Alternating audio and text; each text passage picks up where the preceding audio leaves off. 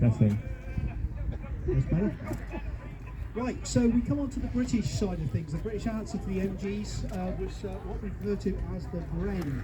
It was a Czechoslovakian design that was picked up when the British Army in the 1930s were looking for an automatic weapon to replace the Lewis gun. The Bren stands for Brunei, which was a company over there making them, and Enfield, who took on the making of them in the United Kingdom.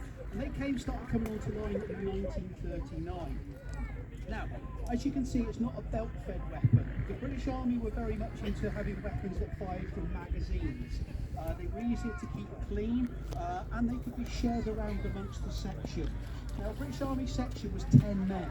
So those 10 men would all carry 2 Bren gun magazines on them as well as the Bren gun would carry 4. So the whole team, the whole section, would be carrying ammunition to keep the Bren fed. Oh yeah.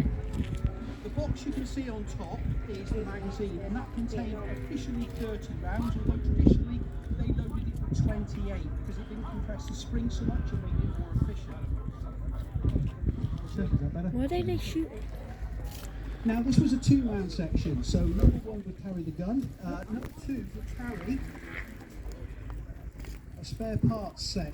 In there was a spare barrel because, like the MG42, when you were firing it, the barrel got hot. And after about 250 to 300 rounds, the barrel would start to overheat. So to carry, you would be carrying a replacement barrel in there which could be swapped over. You were also carrying a few spare parts in there as well as the cleaning kit. So again, it was a 2-man team looking after this. The gun itself, in action, would fire about 550 rounds a minute, although in reality you wouldn't be firing that. They tended to use it in smaller bursts. The idea is to keep the enemy's head down while the rest of the section move in and attack that particular section.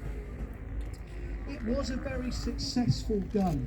It carried on firing 303 until the end of the war and right the way through the 1960s and into the 70s, where some of them were converted to 7.62, which was what they were using at the time. Okay, there's some spare magazines again, so the number 2 would also be carrying an extra 6 magazines around his neck. Now each magazine, when it's full, weighs about 2.5 pounds, so you can imagine the extra weight that people were carrying. It certainly wasn't an easy way out by using that tool. Now we're not going to fire this one today, mainly because that was deactivated. It doesn't do much more than go clunk, and we don't have a firing yet. So hopefully we'll get that back soon.